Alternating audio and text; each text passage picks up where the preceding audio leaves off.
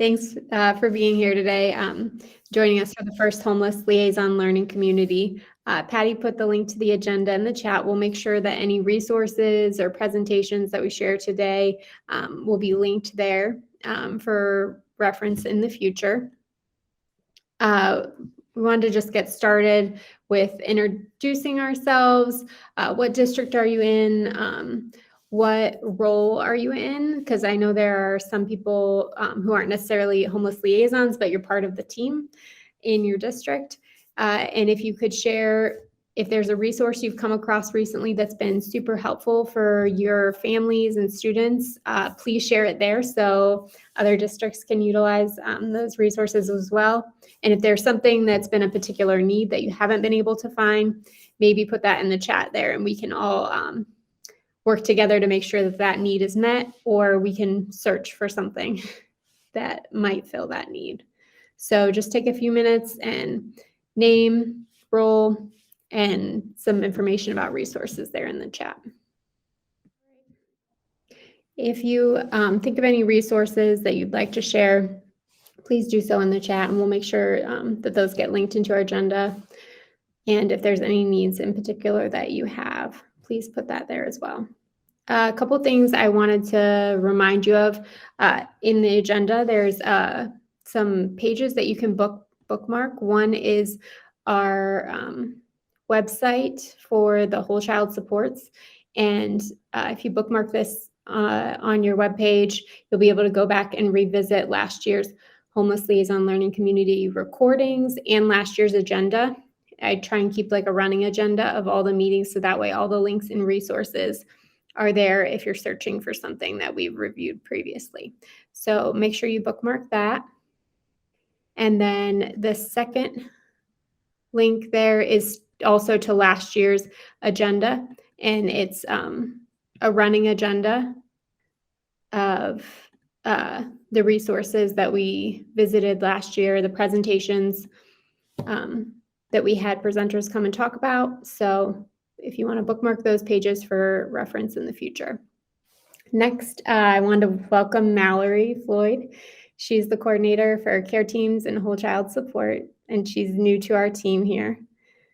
So we're glad that she's here, and we'll be working. You'll see her come up in the care team meetings as we're trying to build capacity within your systems. A lot of that will be collaboration with the FSSs and the care teams that are in your district. So we want to welcome Mallory. I'll stop presenting so that she can give us a wave.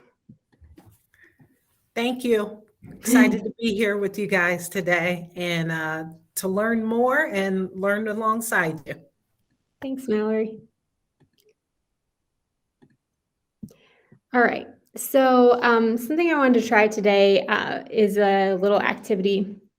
As you may know, as in my role as vulnerable student population coordinator, the goal is to build capacity within the existing systems to make sure that vulnerable students are being served. So I want to know more about what your systems look like. A lot of you, or some of you, have been able to spend time in your individual districts, but some of you I have not.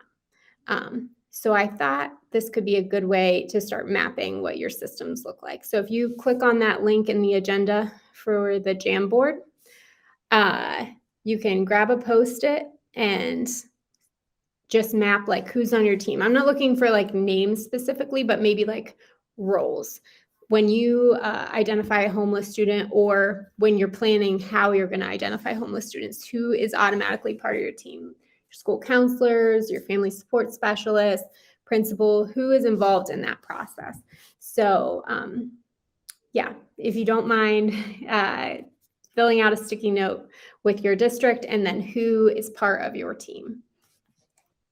I thought this might be helpful, one, to understand how the system is working for you guys, and also so you could take a look at maybe what other districts are doing and who you might want to include moving forward that could be helpful in this process. The next part of the activity is just, I was wondering, what are your first steps after identification? Like, what are those steps that you're automatically taking after you've identified a student and their needs? just so I could get an idea of what the system looks like and what you guys are working on, what you prioritize. Well, if you get a moment to revisit that, think through your process and post it there, we would appreciate it. We're going to move on the agenda. Today we have Lisa Warden from Stark Housing Network with us, and she's going to talk to us about an opportunity that's coming up with the point in time count and how we could facilitate and be a part of the PIC count, and the ways this could create positive impacts for our students and families who are struggling with housing stability. So thanks for being here, Lisa. I'm going to stop presenting my screen so you can present yours. But we'll, I am not going to be able to see all of you, so I just wanted to let you know that. So if anything comes up, just stop me, Christina, if there's questions or anything. Okay. No problem. Yep. Now, everyone see my screen now? Yes. Okay. Thank you. So the point in time count is a national annual count that provides a snapshot of the number of people experiencing homelessness in a specific geographic region. Our geographic region is known as the Ohio 508. We cover Stark County, and then the cities that we'll be covering would be Alliance, Massillon, and Canton. It is a federal requirement of all communities that receive federal funding for any homeless programs. And the data that we collect during the count is reported to the Department of Housing and Urban Development, also known as HUD, and is used to determine funding that is allocated to communities across the country. So the funding that we receive here in Stark County, it is a competitive grant, and we do receive a little over 3.1 million a year to support programs, housing assistance programs for those that are literally homeless. The literally homeless definition is different than what you may be identifying some of your students within your school district. So I do want to point that out. The funding that we receive is not an end-all, be-all for homelessness within our county. It is funding that supports just the literally homeless, and those definitions can be found on our website or on any of the HUD sites.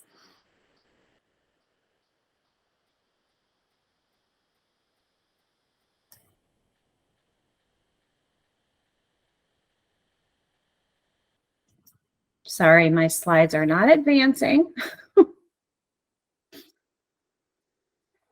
Okay, there we go.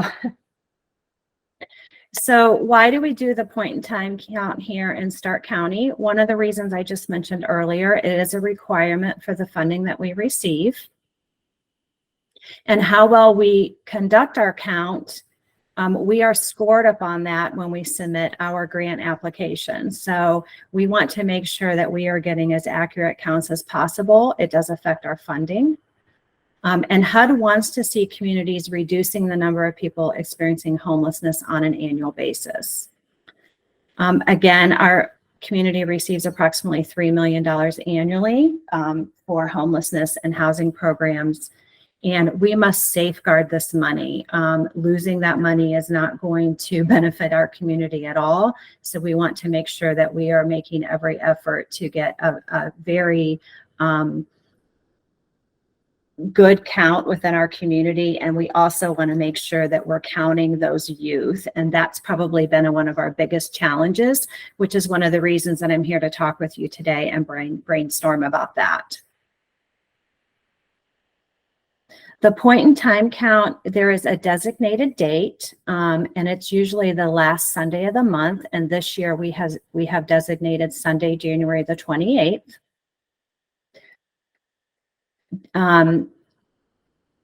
What we do is we offer service-based counts at various locations within the community, and we have volunteers that go out to those sites the week following our designated night of the count. So volunteers will be out at service-based locations on January 29th through February 2nd. And also, we have a team that goes out to the street. They go out the very early morning on the Monday following the count, which is January the 29th. And they're out there between 5 a.m. and 7 a.m. because that is the time we're most likely to see folks that are on the streets.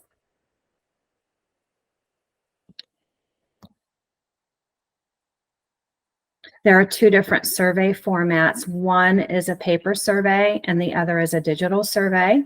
And these are the surveys that our volunteers use to get the counts out in the service-based locations and on the street. One of the HUD regulations is that the surveys must be completed by a surveyor. So these are not surveys that we can just distribute out and have them completed by individuals. There does have to be a surveyor or what we are known as our volunteers that actually are getting the answers from the participants. In 2023, there were 11 total survey questions. And then the survey dynamically reveals questions as they become applicable. So if the first couple questions, if the participant answers that they are not in any type of what we would designate as a homeless situation, then the survey ends. So they do not have to move on to any of the other questions.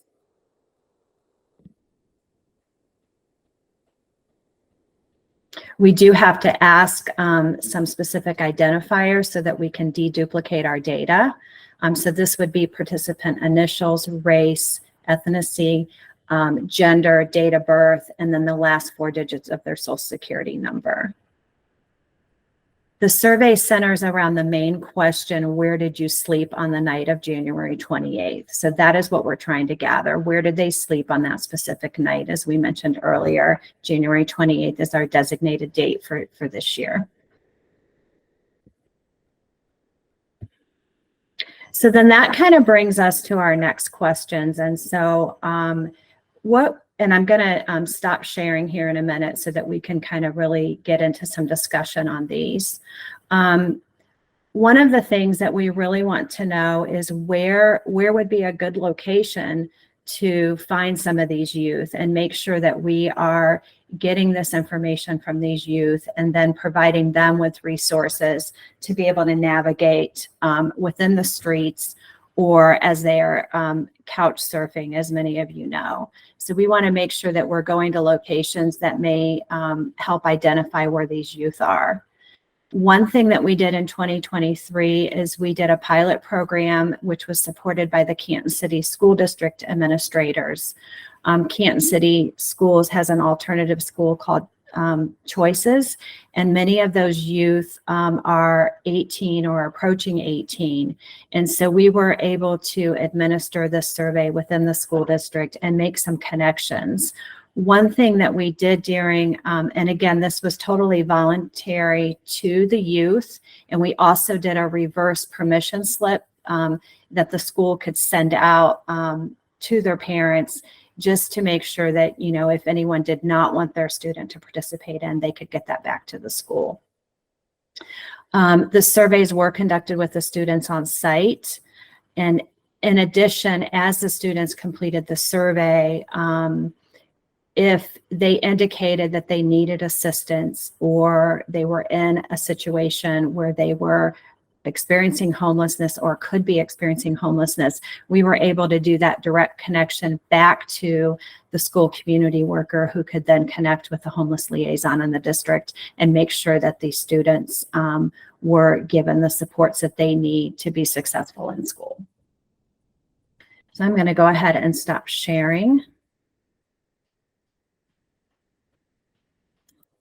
Okay.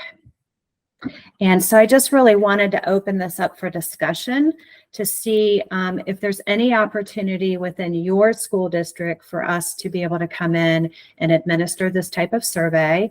We would be willing to train school community workers or homeless liaisons to administer the survey and be able to really bring back some valuable data to our community with regards to students that are experiencing homelessness. Another thought that I had is just if there's any way that your school district would be able to share some of your data. So could you pull your data that's collected through EMIS or through your care team documentation to identify students that may be experiencing homelessness that were identified on that specific date? Because we are looking for that specific date. However, we would be interested in all of your data. If there's a way that you could deduplicate that and provide that information to us, that would be very helpful as well. Again, the Homeless Continuum of Care, the funding we receive only goes to housing projects for literally homeless. And that is because our numbers within Stark County for individuals that are literally homeless is high enough that that funding, that we would not receive any additional funding to support programs outside of that literally homeless category. And across the state of Ohio, there are no continuums of care that receive federal funding that are currently receiving any funding to serve those outside of that literally homeless category. So I just really wanted to point that out. I think that's important. It does not mean that we are just diminishing families that are in doubled up situations. I worked in a school district. I know the numbers are high, and I know that it's an issue within to find the supports for those families that they need.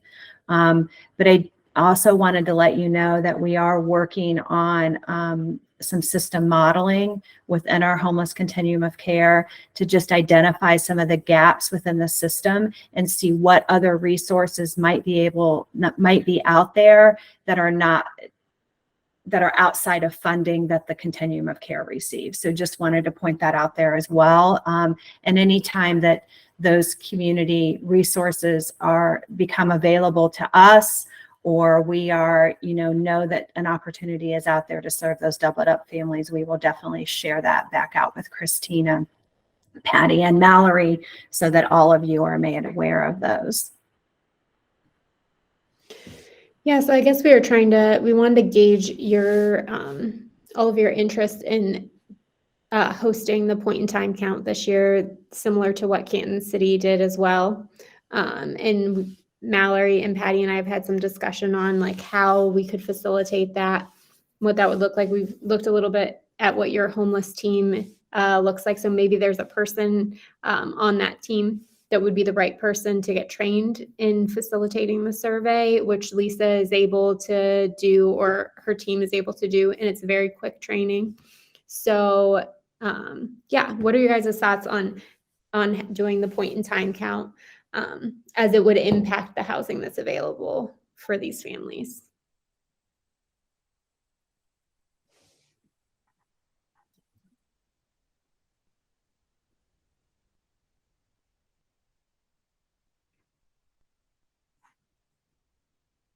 I know Michelle is on here, and you guys did do the point in time count last year. Are you guys planning on doing that again this year? We're looking for all the numbers. So the point in time count, the goal is to count every single person that is literally homeless. So we want to get as accurate of a count to make sure that we're awarded all the funding that is necessary to meet the needs in our community. So when those numbers don't match, what was it, Lisa, that they said like a couple years ago, the youth count was 0 or something like that. They weren't able to get a youth count. So that means that none of the actually literally homeless youth were counted into the funds that were awarded to meet the housing needs in our community.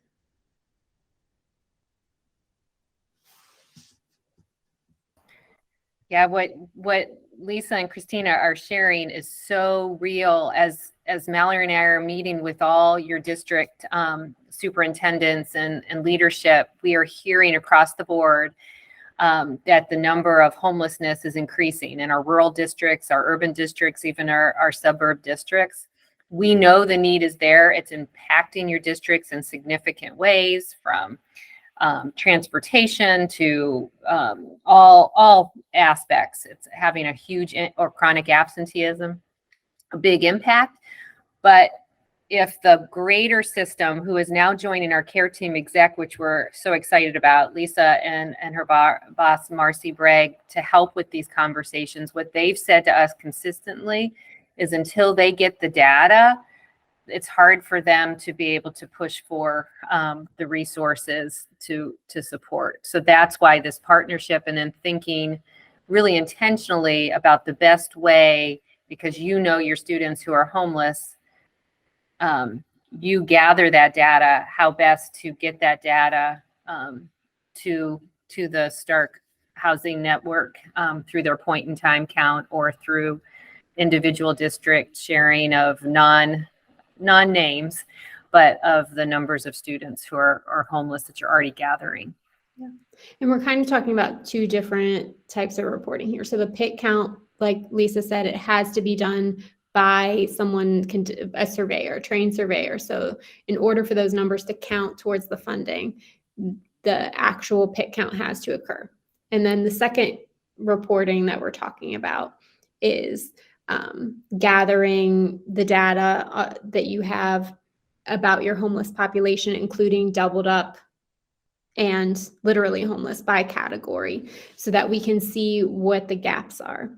As Lisa stated, there aren't resources in the continuum that are specifically for those who are not literally homeless. But if we have a better idea of that number, then when Patty and Mallory and Lisa and all of us are out there in the community, we can be advocating for those resources for those families that are doubled up, because we want to make sure that they are able to get housing.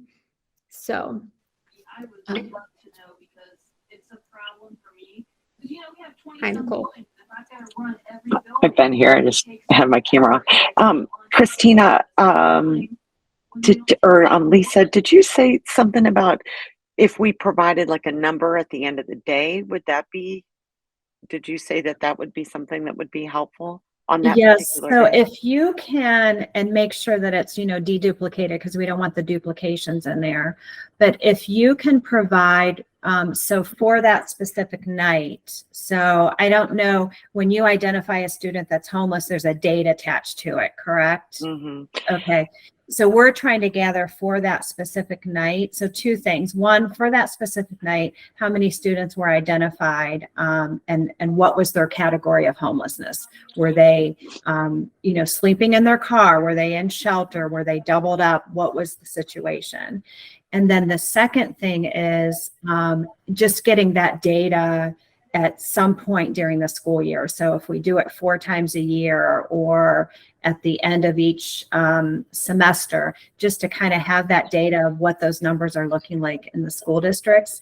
Because if we go out to the state reporting site, we can see that a little over 1% of students across the state of Ohio were homeless during the 21-22 school year, right? I can go out there and I can pull that. What it doesn't tell us is what their situation was. And it's just not broken down enough for us to be able to gather some good data from it. sure. Okay, I'm just going to throw out a suggestion. Just when you were talking, I just thought about this. So what would something like a Google survey at the end of that day, or even perhaps the next day, I don't know which day, where you would ask somebody like me those 3 specific questions. How many did you identify yesterday? What were their codes? And we could just simply do it that way rather than coming into the schools. We could.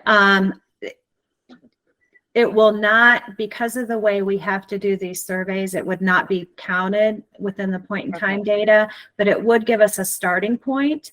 So if we could gather that information, then maybe once we look at those numbers, there would be more of an interest from the school districts to actually have someone come in to do the actual point in time survey next year. So anything, that we can gather this year would absolutely be helpful.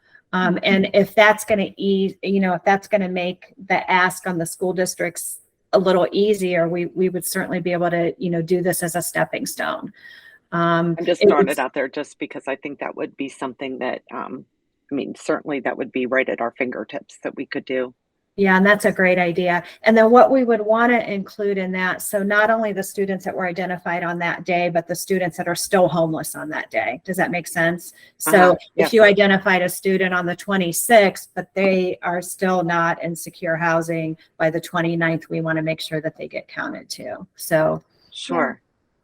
And so would it, I guess I kind of want to ask, what do you guys think the barriers are to having, like, conducting the pick count in a way that the numbers count towards the actual survey? Because, like, we've kind of been guessing at what the barriers are and have come up with solutions, but I would rather hear from you. Like, what are those barriers? I'm sorry. I think I might have missed it or just not understand. I don't understand how to do the pit count so that the numbers would count like in the school setting. So, yeah, one of our suggestions would be, you're at Plain, right, Suzanne? Are you the community worker, school counselor? I'm a social worker here, but Okay. I'm not like the district liaison for homelessness. I just work with a lot of the homeless families, and so I'm interested.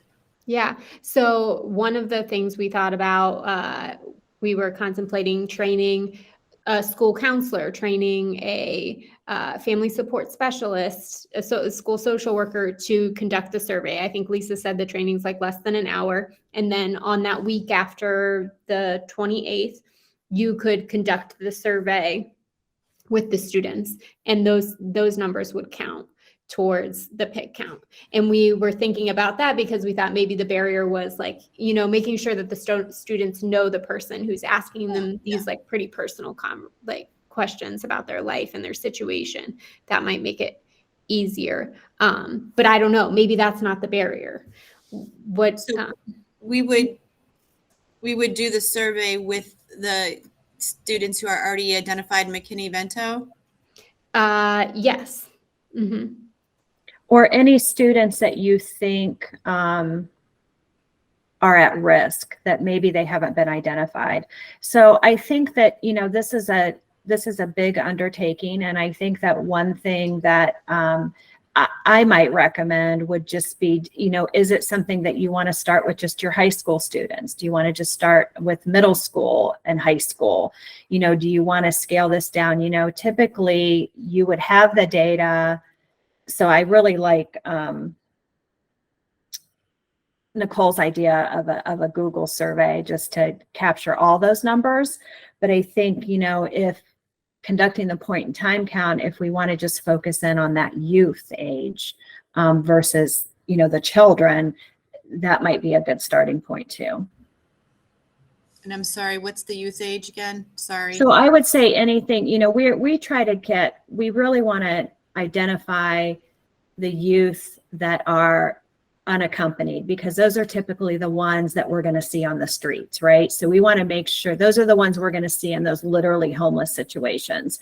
Typically, a child, their parents, if they are in a situation that they're living in a car, they have sought help. So they are, trying to get shelter.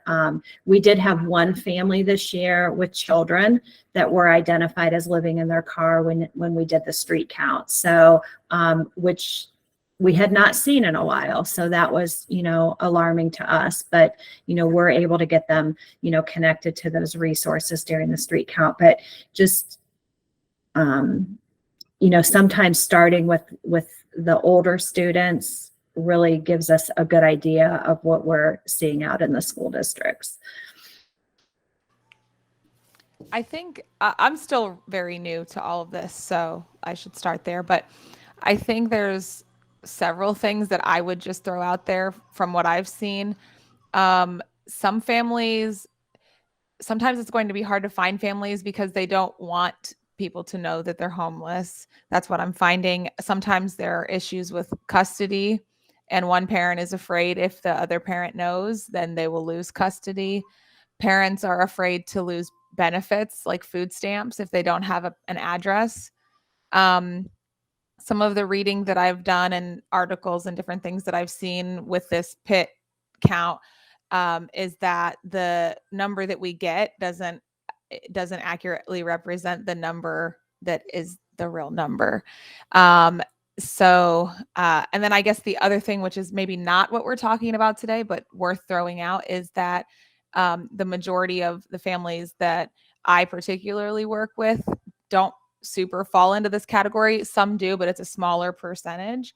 And so something that I've just been talking about in general with Canton for All People is that, we have this other large group of people that are sort of falling into a crack, that it's a pretty wide crack, I'm finding, that need help, but, they don't seem to be in desperate need enough. But yet some of these people are, like you said, couch surfing. They're in domestic violence situations where, I just spoke with someone at the homeless hotline on Monday, like an administrator, and they said oftentimes they talk about family reconciliation as a first step to not be homeless. So many of the families I work with are dealing with abusive parents, parents that are on drugs, incarcerated parents. So, the gap is wide. So I would just say we are missing a large group of people being identified as homeless because they don't want to be identified as homeless out of fear of not getting resources and having the resources they do have taken, or losing their children, so. And that's a great point. So I think that maybe finding a way to communicate the confidentiality of the survey could go a long way in getting people to participate. And then maybe also that reaffirms that it needs to be a school person conducting the survey because they are protected by FERPA in that situation. And that could maybe reassure them of the confidentiality. And then I appreciate your point about the gap, because that's why we want to talk about that second part of data collection. So the data that we use to evaluate where homelessness is from ODE's report card or reports portal, that is from last year's data. And we would like more real-time numbers, and we would like them broken up into those categories so that we could create capacity in the systems to make sure that those needs are being met. So if we could find a couple times a year, and I'm asking, what is that amount of time that isn't going to be a burden to you? Is it twice a year? Is it 4 times a year, where we could get that data broken up by category of your real time, what is happening in your districts as far as homelessness goes? That would go a long way into being able to have these conversations with community partners about the need that's out there right now versus the need that was there last school year, which is what we're pulling from currently. So if anyone, I don't want to miss out on any of these conversations, but are there any other barriers to the point in time count that you can think of that need to be addressed if we're going to conduct the surveys in the school? And if you're at the table and you're able to make that call, is there any interest in conducting the surveys at your school or training a personnel to do the survey? I saw a great question that probably needs clarified as you talk about that point in time count survey, because this is an important clarification. A question is asked, so only the students we have already identified as homeless are surveyed? So you're not identifying you're not having all students create the survey, just those? I guess it's a clarifying question for Lisa and Christina. For those who have been identified and for anyone that is suspected, correct, Lisa? Mm-hmm. Yeah, I mean, that would be my recommendation. When we're out I'll put it kind of in this perspective. When we go out to service-based locations, so if we go out to, let's just say, a library and we're conducting this survey, not all folks that complete the survey would even be close to being identified as homeless. So that's where I said, the questions stop then. So where did you sleep? I slept in my own house. Okay, done. And so that's kind of the way it is within the school district. So you may have a group of high school students, and maybe some of those high school students have not connected with you with their situation, but maybe they would be willing to complete this survey, and they're alongside a staff member that they feel comfortable with, and they're completing this survey, and that staff member now realizes, oh my gosh, this student is in a very vulnerable situation, maybe not homeless, but in a very vulnerable situation. We need to make sure that we get him connected to our care team. So I think that's going to work in everyone's favor, and not just specifically. I don't want to talk about just specifically funding. We need these numbers so we can talk about funding. Yeah, that's an important piece of it, but we're talking about people. We're talking about kids. We're talking about their lives. So what, how can we get this data and it be not only helpful to us within the community to know what those numbers look like, but also to you within the school district to identify students that may not currently be identified in those vulnerable situations. And then the other thing is, maybe this year your school says, you know what, I'd like to just do a focus group with some of our high school students that have been connected to our care team and get their thoughts on this. We would love to have that information as well. Let's ask them, what does this survey look like to you? Is this a survey that you would complete alongside a school staff member? If not, what are your recommendations? And really find out from the youth themselves what they recommend. I always like that idea. Maybe that's our stepping stone this year. So again, just wanting to throw things out there and see, as Patty said, what they're hearing through these care teams is this increase in numbers. Well, what does that look like? And where, what are the gaps for these kids, and why, and we know a lot of the reasons why students don't come forward, right? But how can we ease that for them? How can we make that connection and help them be able to have a voice at the table? So maybe it's a student that has experienced homelessness and we want to hear from them. You know what, this is why I did not talk to a staff member. This is why I would not complete that survey. But if you did it this way, I absolutely would. So those are things we want to hear too. The other thing that we would want to gather from that focus group is, where do we locate these youth? Where do they hang out? What's the best place to reach them if we were to go out and do a street count that morning and connect with those youth? Where would be a good place to go?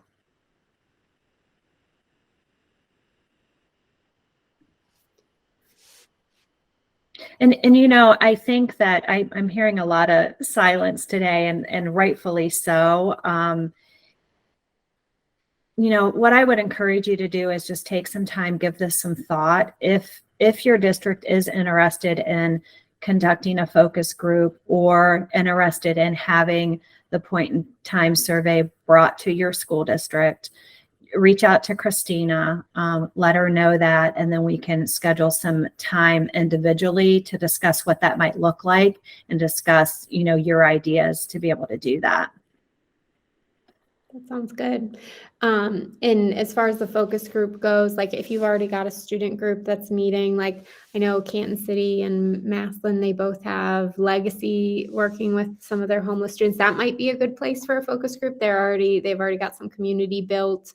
It might be a more natural setting. And I know Lisa said like they'd bring like a meal or a snack and, join that conversation with students. So if you're interested in that, if you're interested, you want to do the PIT count, especially, I want to say everyone, but especially if you've got a higher population, please reach out and we'll make sure we get that facilitated.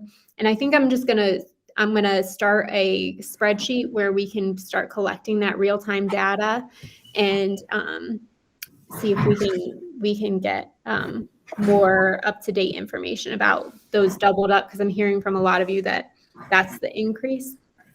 And we want to be able to communicate that to the continuum and to other community partners to make sure that we are creating programs and interventions that meet those specific needs. So unless anyone has any more questions.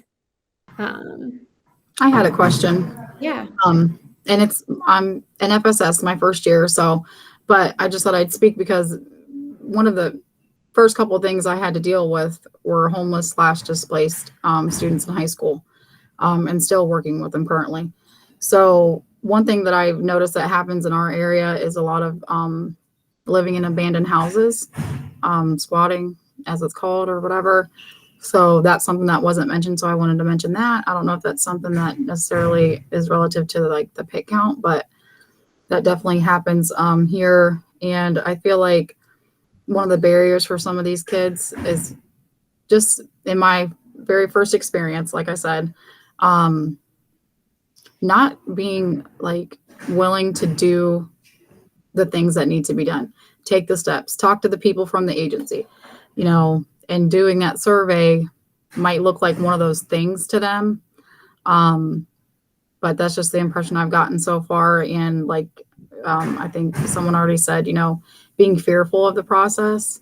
But I think maybe some reassuring of resources and things that can be done for them and for them. And also maybe I've been talking to Carla a little bit about a particular situation, more of a direct link rather than, you know, I don't know if what that looks like, even, you know, case manager or whatever it's called, but more of a direct link to resources and services rather than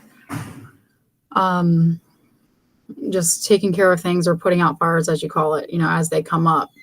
So. Yeah, and I want to say, and correct me if I'm wrong, Lisa, but if someone is living in a home or a building that isn't inhabitable, so like doesn't have utilities and you know, is an abandoned building, that is literally homeless still. Is that correct, Lisa? Yes, it is. It Okay. is. And I think that every situation is going to be different because, you know, a lot of it depends on the age of the student and what resources are within your specific area that you could connect that student to. Erica, where are you? I'm sorry. East Canton. East Canton, yeah. So I think a lot of it, because, you know, as I mentioned before, like there's not an end all be all. So this is it's a collaborative effort, right? Within each community and with each smaller community within your jurisdiction, right? So there's just faith-based organizations and folks that you can connect with and get them, you know, talking about the problem. So if you know, look, in any given day, I've got, you know, 6 students that are squatting in these abandoned buildings, and we need to do a call to action to see what resources we can get in their hands. Homelessness is not a crime. So, you know, some folks, this is what works for them and this is where they're comfortable. So how do we get resources in their hand so that they can be, and so that they're safe, right? We just want everyone to be safe. And if you were to ask me today, hey, I need housing for a 17-year-old because they're literally homeless, that's not something I'm going to be able to answer for you because it just doesn't exist. But what we need to do is just find out what those numbers are and start connecting with partners within our communities and find out what is available for these kiddos and what, you know, where can we be doing a better job, right? And it's going to be a call to action within the community. Right. Yeah. But if we don't know what the numbers are, it's really hard to do that call to action, right? Yeah. And some things just seem as simple as needing to know who to call and how to get their own birth certificate and social security card. Right. And as a FSS, I'm learning like, well, I'm just reaching out to whomever because I have no idea. You know what I mean? So. Right. And there are protections, and I'm not going to get into a lot of that today because I know that, you know, Christina has other things on the agenda, but just keep in mind that, and I think Christina is going to share some links with you. There are protections for students that are homeless. And again, under the McKinney-Vento Act, students within school districts that are in doubled up situations or couch surfing, do qualify as homeless within your school district. And there are safeguards and protections in place for them. And there are things that your homeless liaison can do to help those students. So getting set up for food assistance and things like that. If a student is homeless, there are ways to do that through our federal government. So I think just being educated on what those are. So some of those McKinney-Vento resources that Christina is going to share with you will give you some of the guidelines for that and give you some wording to use. So if you are helping that student in your calling job and family services, it's going to give you some of the wording and things that you can use to get that student some supports. Yeah, That's definitely what I need. and while we're talking about that, like direct connection, another thing that Lisa and I have been talking about is coordinating with the education coordinators who are part of the continuum of care. And there is a possibility of being able to collaborate more directly with them to make sure that everyone's needs are being met and to, to be able to work more collaboratively. But I don't know, Lisa, do you want to explain more about the role of education coordinators and the possibility of forming that partnership? Absolutely. So we talked a lot about the funding within the homeless continuum of care for those homeless assistance, housing assistance projects that are HUD funded, right? So each of our projects have an educational coordinator assigned to it. So if it's an emergency shelter or it's a housing assistance project that's federally funded through the continuum of care program, all of those projects are required to have an educational coordinator. So if you have a family that's living in one of our emergency shelters, there's a coordinator there that you can connect with to make sure that student is enrolled in school. So if they're coming from another community and they need to re-enroll in school, maybe the parent decides, you know what, it's too far away for me to, even though transportation is provided, I'm going to choose to move my student to the school district that I'm now in, because this is where I most likely am going to get housing at. So I'm just going to go ahead and transfer them now. That's totally up to the parent, right? So it's parent guided. And so just connecting with that coordinator at the shelter to help facilitate some of that is always very helpful. So maybe it's you're communicating with that educational coordinator because you want to come out and help get that child enrolled in school, or you want to come out and you want to make sure that the parent has some paperwork that really needs to be completed for school. So you're going to connect with that coordinator to kind of be that, to bridge that gap for you. So all of those things are posted on our website. All of our educational coordinators are posted there. We are getting ready to launch a new website, but if you go to startcountyhomeless.org, that will link you to our website, and it'll also link you when our new website is launched. It is under how to get help. It's also in the agenda. The education coordinator spreadsheet is linked there. Awesome. And so all of the liaisons are listed there. There's just a list of those, so you can connect with that. If there are, specific things that you want to do, you can obviously set up a release between you and the educational coordinator that they would be happy to have the parent sign or ask them to sign. So it just gives you a little bit more freedom to talk with them regarding specific students. So that's something I know that all of our case managers and education coordinators within our shelters would be more than happy to work with you on if that's something that a parent would be willing to do. And sometimes that's just very helpful to be able to bridge that gap. One thing with our newly created MOU with the Educational Service Center is we want to know what you have to offer within your school districts that we can share back with those educational coordinators. So anytime that you're offering any type of programming within a Christmas or holiday break, and any type of programming that you're offering during the summer or during a spring break, anything that you feel would be helpful to students experiencing homelessness that we can share back with our educational coordinators. We're also very happy to do that and just make sure that they're connected in that way as well. I wanted to throw out really quickly something, Erica, you said about an unwillingness to fill out paperwork or go through processes. This is such a small and maybe obvious thing, but it's something I've learned, so I think it's worth sharing. I've been doing goal setting with my families. I work directly with the families. I hear their stories. I hear the awful things they've been through that have landed them where they are. And what I find is that the common trend almost amongst all of them is fear and being overwhelmed. And the overwhelmed piece is what stops them from doing anything, like doing the paperwork, because they feel like they have 20 things that they have to do, and where do they start? And so something that I've been finding that's been helpful is we try to goal set and figure out what are the most important steps that they need to do first. And also I set dates with them. Now, I don't know, Eric, I don't know your job and if this works for you, but I set dates with them. And then I say, I'm going to touch base with you next Tuesday on if you did this thing. And not like I'm trying to be their mother, but like they know someone who cares is calling back and going to check. And, you know, they always laugh, but I say, how do we eat an elephant one bite at a time?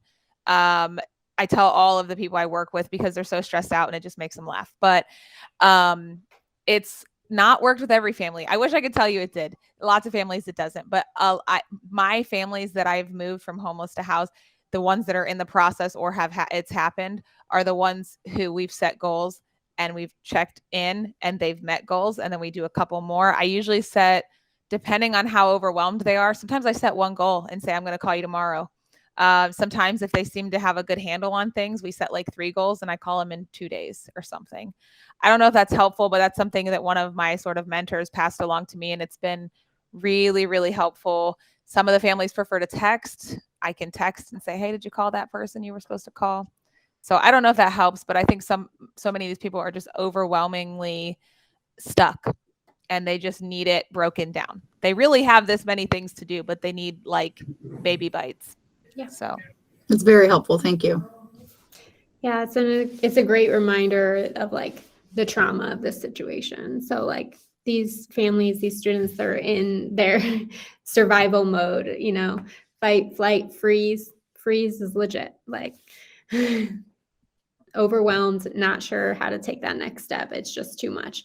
And like think about that also as we're talking about collaborating with the case managers who are present at the shelters or working with the educational coordinators, is that they're having these conversations how many times with how many people. So if there are ways that we can simplify how many times they're having these interactions about a topic that's very personal and hard and difficult and traumatic, then let's take that opportunity to like collaborate and become a team.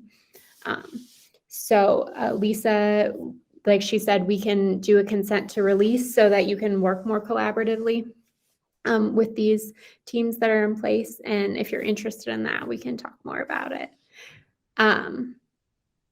And something that was mentioned earlier, I don't want to get too far off track, but when we're talking about domestic violence and we're talking about the resources that are available for our next meeting in December, we're going to have the CEO of the Domestic Violence Project Incorporated. She'll be here sharing more about domestic violence, how to identify that situation. Because when you have someone calling the homeless hotline who might not be literally homeless, like as far as sleeping in their car, but they're experiencing domestic violence, they are eligible for services. But a lot of victims are not identifying themselves that way. And domestic violence doesn't always look the way that we assume that it looks. So they're going to be there to talk more about that and make sure that we're identifying those students and those needs and making sure we get them to like safe places and the housing resources that are available for them. And we'll also have someone from the homeless hotline coming to talk about the process and what to expect and how to guide your families through that. So, yeah, our homeless navigation team, or homeless hotline, as many of you may know it as of last year, I think she's been here almost 2 years now, but we have a specialist that works strictly with our domestic violence survivors and victims. So very hands-on, very much hand-holding. And one other thing that I want to point out about our homeless hotline and our homeless navigation team, because I think this is very important, over 50% of our team has experienced homelessness themselves, and many of them from unsheltered experiences. So they have lived on the street, they have lived in places not meant for human habitation. So I think just knowing that those folks are experienced and also have experienced domestic violence themselves. So I just know that they are a very compassionate team and very knowledgeable in the work that they do. So it may not always seem that the homeless hotline answers all of your call for your needs, but I will tell you the work that they do is very purposeful, and they really do try to get to everyone that calls that hotline. So I'm excited to have Amanda and Amanda Burdett from our team come to your December meeting, as well as Julie Donyette from the Domestic Violence Project. So just excited that they're able to come and share information with you as well. One other thing that I did want to point out, there is a national shortage of affordable housing. So if you are working with families in those doubled up situations, it is very difficult for them to get housing right now.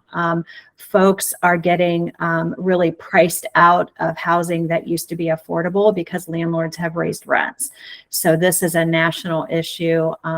We have had conversations about our jurisdictions about this, and there's also, conversations going in the community with our Public Housing Authority, SMHA, about, resources that might be available within those areas as well. So if you know a landlord that's willing to work with a federally funded housing assistance project, please reach out to me.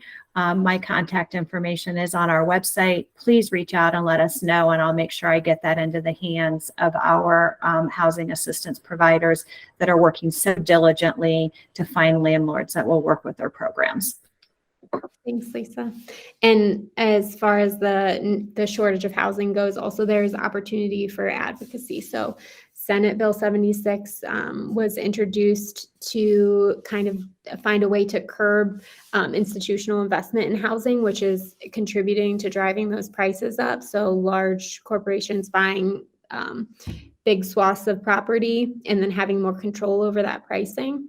And that bill has kind of like stalled out. So I've got it linked in last year's agenda, and I can add it to this year's agenda as well, but call your senator, call your congressperson and talk to them about this problem, that it's an issue, and that, what you want to be done about it, that you, the bill proposes a tax if someone owns more than 50 properties, because a lot of these people aren't community members who are buying these properties. So yeah, take a look at that. It's in last year's agenda, and we'll get back on track here. I'm sorry.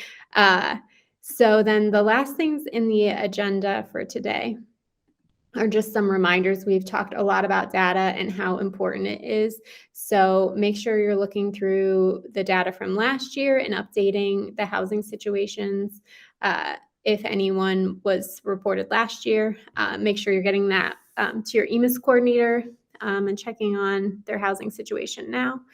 Under updates and resources, you'll see some links here for information that Lisa was talking about, knowing your rights. There's brochures, free brochures you can print and make sure that families have this information. There is also an eligibility form from ODE that's linked here. If you, a determination form that you can use if you don't already have that. Then there's links to Schoolhouse Rocks and the National Center for Homeless Education. Those are also free resources and signage, brochures that you can print. There's multiple languages. Check those out and make sure you have what you need to notify parents of their rights. The other thing I wanted to talk about is the intersection between our homeless students and the migrant population. So your Title I coordinators are working with migrant students. So there's sometimes an overlap between these two populations.